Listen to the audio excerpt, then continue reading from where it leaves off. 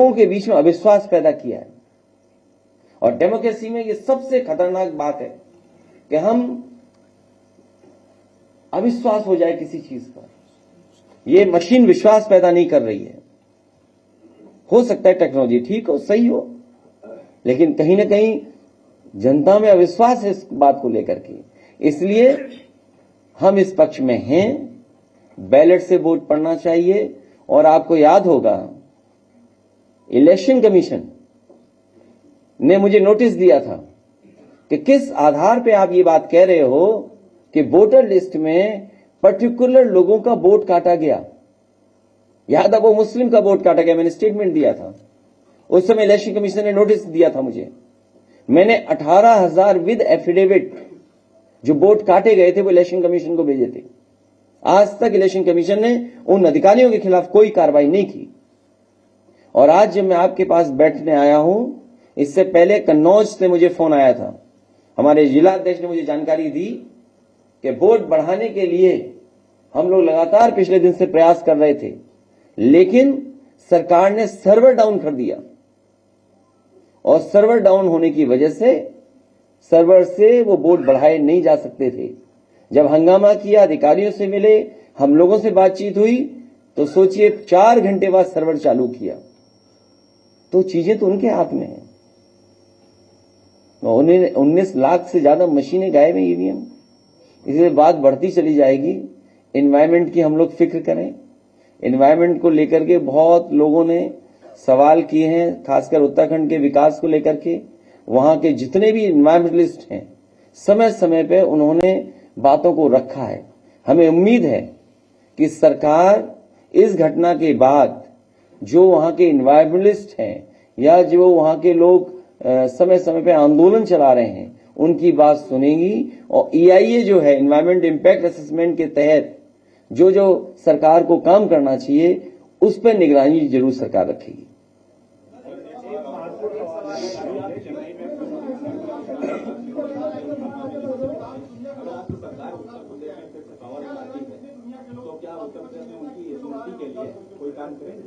नहीं, उनके ही लिए नहीं, जो सामाजिक न्याय के लिए जितने भी लोग लड़े हैं, उनके लिए जरूर इस तरह का कुछ काम बड़ा किया जाएगा। और हमारे पास कितनी अच्छी जगह है, रिवर फ्रंट। मुख्यमंत्री जी को पता ही नहीं था रिवर फ्रंट क्या होता है। अधिकारियों ने दे दिया, वो पढ़ रहे थे वहां पर। तो रिवर फ्रंट हमारे पास 14 किलोमीटर का है। सभी हमारे महापुरुषों का सम्मान वहां पर होगा। देखिए, कुकरेल नाला, अगर आप ही लोग लिखते हो, आप ही में से किसी अखबार ने लिखा था, आपके किसी साथी ने, कि कुकरेल पर रिवर फ्रंट बन रहा है। अरे कुकरेल नाला है कि रिवर है? सरकार ये बताए पहले तो। वो तो नाले पर रिवर फ्रंट बना रहे हैं। अरे जो रिवर फ्रंट बना हुआ है उसको तो चालू कर दो। और देखिए, समय समय पे जब इस्तेमाल करना होता है, कुछ रेंट लेना होता है, कुछ कार्यक्रम करना होता है, तो वहीं जाकर के करते हैं। मुझे याद है गवर्नर साहब ने पेड़ लगाया था, वो रिवर फ्रंट पे लगाया। आज पुस्तक मेला चल रहा है, वो रिवर फ्रंट पे चल रहा है। और जब डिफेंस का वो बहुत बड़ा कार्यक्रम हुआ था, जिसमें नेवी और एयरफोर्स ने इसको इस्तेमाल किया था, यहां पर उन्होंने अपना एग्जीबिशन किया था, कार्यक्रम किया था।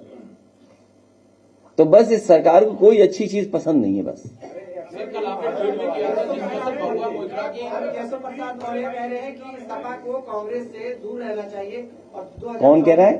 केशव प्रसाद मौर्य कह रहे हैं कि सपा को कांग्रेस से दूरी बना के रखना चाहिए। तो क्या संभव है 2024 चुनाव में? ये फिल्मों में साइड हीरो बहुत हैं।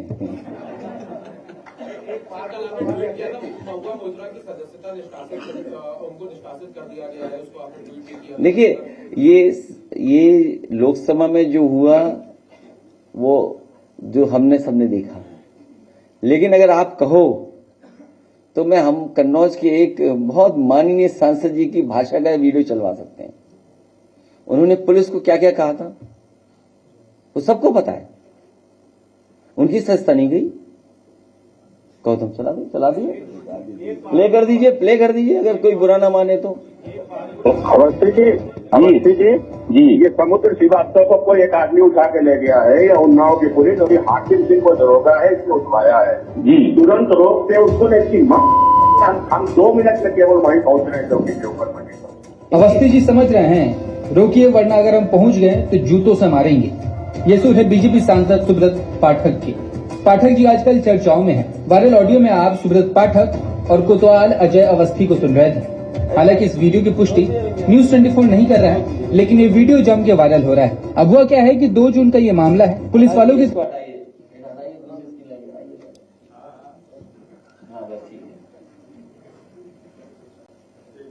आप सोचिए, जिसने मां बहन की गाली दी उसमें कोई बीजेपी ने कहा नहीं।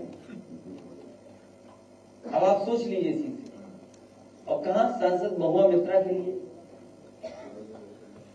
तो आप जो देखिए ना पैमाना क्या है। अरे एक अध्यक्ष एक सवाल है, वो ये कि आपने पीडीए का गठन किया। पीडीए के गठन जो उत्तर प्रदेश में आपने किया है, उसके मानक के अनुसार आप क्या लोकसभा में टिकट देंगे सबको? आपका भी नाम पीडी है ना, हमारा पीडी है। आप भी अपने चैनल का ख्याल रखते हो, हम भी पीडीए का ख्याल रखते हैं। सोनू सर जो है ना चश्मा लगाए छोटे, उनसे आप पीवीएन का ख्याल रखिए, हम पीडीए का ख्याल रखते हैं। सर अभी जो 3 राज्यों में बीजेपी ने पूर्ण बहुमत हासिल कर ली। सर बीजेपी ने बहुमत हासिल करके उसके बावजूद कौन सी ऐसी बात है कि सरकार अभी भी नहीं बन पा रही है? अब चलिए, मैं बधाई देना चाहता हूं अपने नौजवानों को, जिन्होंने ये बहुत बड़ा काम करके दिखाया। नौजवान और किसान दोनों जो है हिंदुस्तान को भविष्य होते हैं, वो सब वोटों पे सर चल नहीं रहा है ये बहुत उनके खिलाफ जो है नौकरी नहीं मिल पाई। कैसे देखते सर? देखिए, बेरोजगारी चरम सीमा पर है, और ये जो बीजेपी के लोग नारा देते थे घर घर कुछ करके, आज आप जानकारी कर लो, घर घर बेरोजगार बैठे हैं, घर घर बेरोजगार हैं, और सब मांग रहे हैं इस बार रोजगार। और 24 आएगा, देखिए हर नौजवान रोजगार मांगेगा। इन्होंने नौकरियां छीन ली, इन्होंने रोजगार छीन लिए, और ये केवल हम लोगों का रोजगार नौकरी नहीं छीन रहे हैं, आपका भी छीन रहे हैं।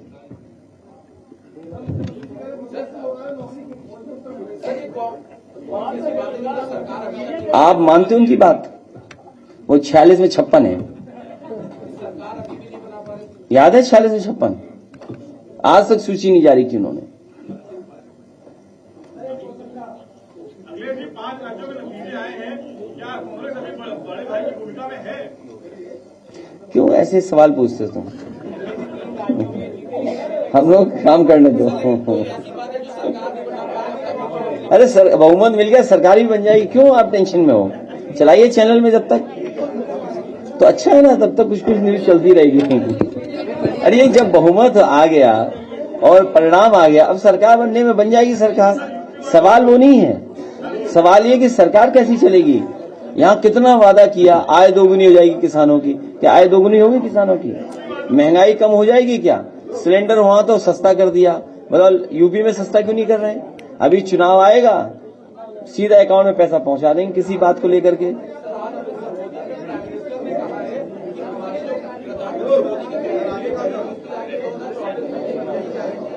इस बार एक गारंटी चलेगी कि बीजेपी हारेगी, ये गारंटी देगी जनता इस बार।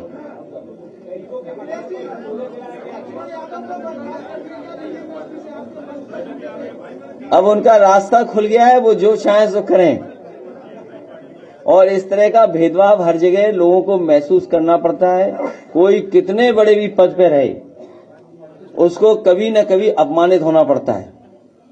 ये समाज में अपमानित होना पड़ रहा है, इसकी लड़ाई लड़ते रहना पड़ेगा, ये लंबी लड़ाई है।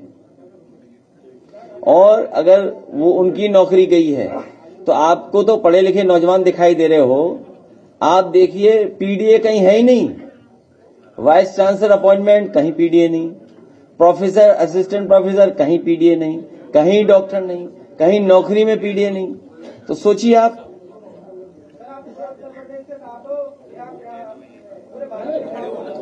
अरे आज हम तो कुछ सीख रहा है पत्रकार, पूछ ले भाई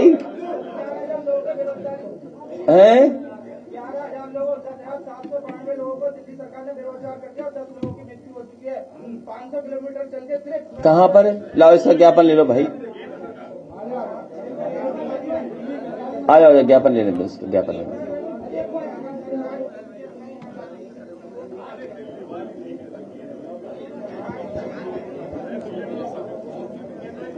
आजा, अच्छा आप बता दो क्या करें, वही करेंगे।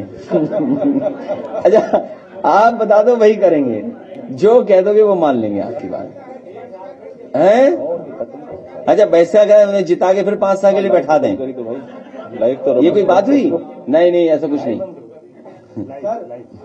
हमने ये कहा कि अमेरिका जब इतना ताकतवर देश है, जब वहां पर बैलेट को लेकर के वोट पड़ते हैं, तो कम से कम, और आपको मैं याद दिला रहा हूं और मैं आप कह रहा हूं आपसे, जनता एक दिन खुद सड़क पर आएगी, देखिएगा, ईवीएम से हटाने के लिए। तो आप सुझाव दीजिए ना, क्या करें बताइए, वही करेंगे।